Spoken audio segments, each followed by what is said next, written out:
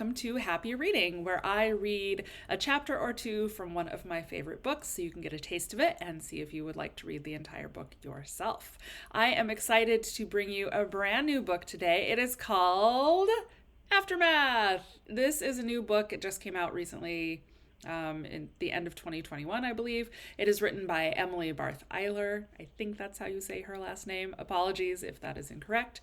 And this middle grade realistic fiction book grabbed my attention right away. First of all, it's about math, which is something that I have traditionally struggled with. And so I'm a little like, I don't know about reading about math, but I always enjoy it when I do. It's realistic fiction, which is one of my favorite genres. It's my jam.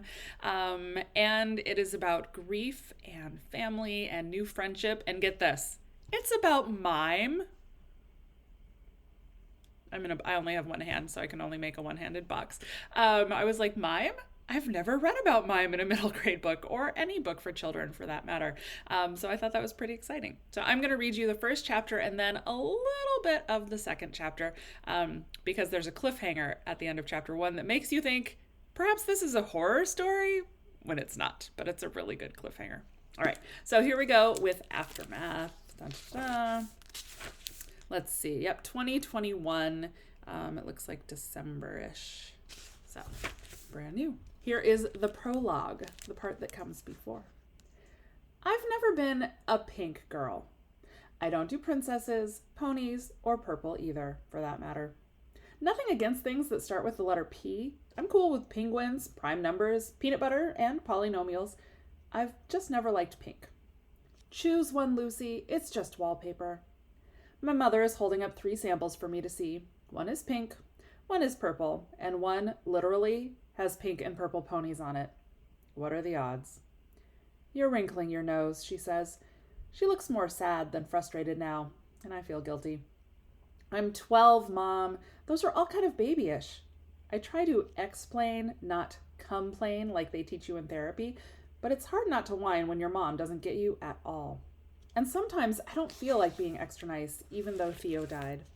He was my brother, but no one is cutting me any slack. 8 months on, and I'm supposed to just embrace this fresh start. As if a new school and a new town aren't enough, apparently there also has to be new wallpaper. Oh. My mother looks around the store at the piles and piles of wallpaper samples and books full of them. I grab one and flip it open to a random page. It's floral, but yellow, which is better. How about this, I ask. Now she's the one wrinkling her nose. Yellow? I shrug. I'm not committed to yellow. I can do green. My mom squints. Or blue, I say hesitantly. My mother looks exasperated.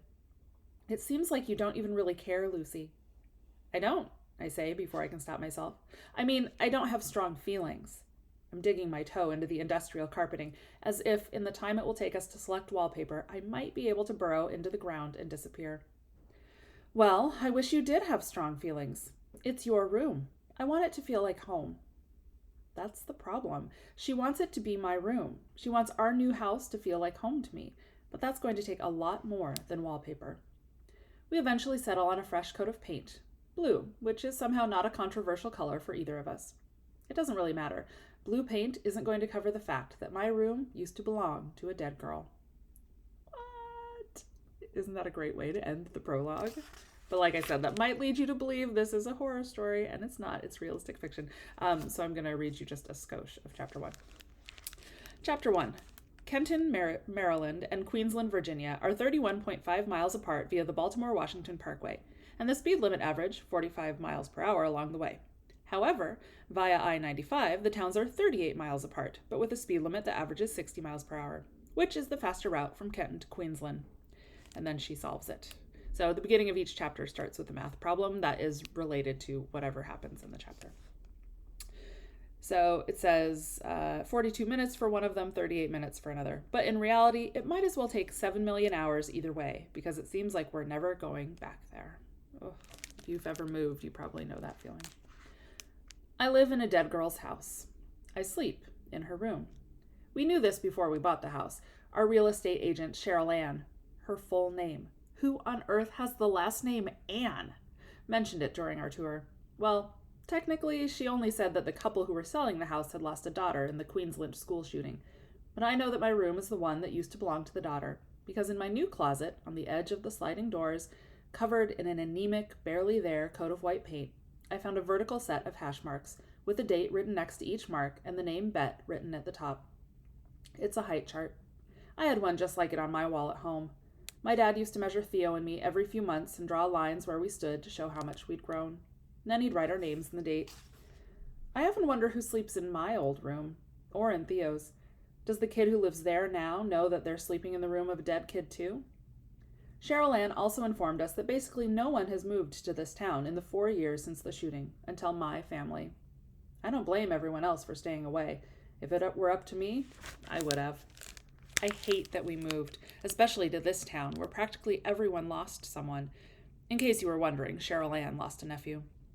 My parents considered several empty houses here because so many people have moved away over the past few years. The elementary school where the shooting took place was demolished afterward, and now there's a garden where it used to be. And the new elementary school across town is tall and modern, with prison-style lockdown safety features and bulletproof windows. The middle school, where I'll start 7th grade this fall, has gotten security upgrades too. Cheryl Ann made sure to tell us that. We've driven by the memorial park a few times. Sadness seems to hang from the trees like brown, shriveled leaves that never fall off and never get replaced by fresh green ones. It feels like there's no rebirth here, only death and memories and sadness. At least it's not our sadness or our memories, my dad said when I asked why we were moving to a town where so many people had died. And we got a heck of a deal on the house, my mom added, which is kind of sick when you think about it. What my parents really care about is that we're not back in Kenton, where my brother died, where the family we used to be is buried with him. Not much is changing for them. Both my parents work in Washington, D.C. in government jobs.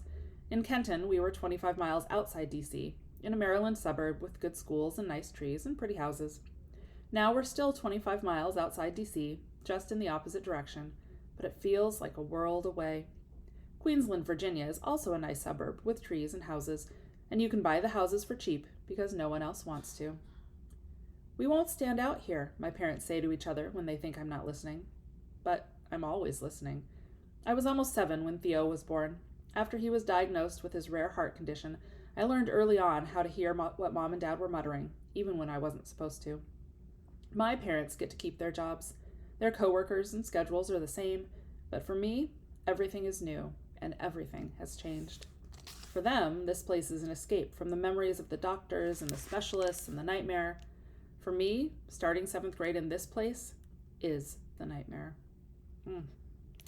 Well, if you want to find out how Lucy copes with being in this new town where a tragedy struck and people have not been able to move on, and how she deals with the death of her younger brother, and tries to work through that grief and that trauma, then this is definitely a good book for you. And if you like math, or if you're interested in mime, it checks all the boxes, this one. Well, hopefully you enjoyed that little taste of Aftermath. I highly recommend it. And as we wrap things up, just a reminder, as you go out in this world, make sure that you are kind, that you have fun, and that you read a whole heck of a lot. Until next time, happy reading.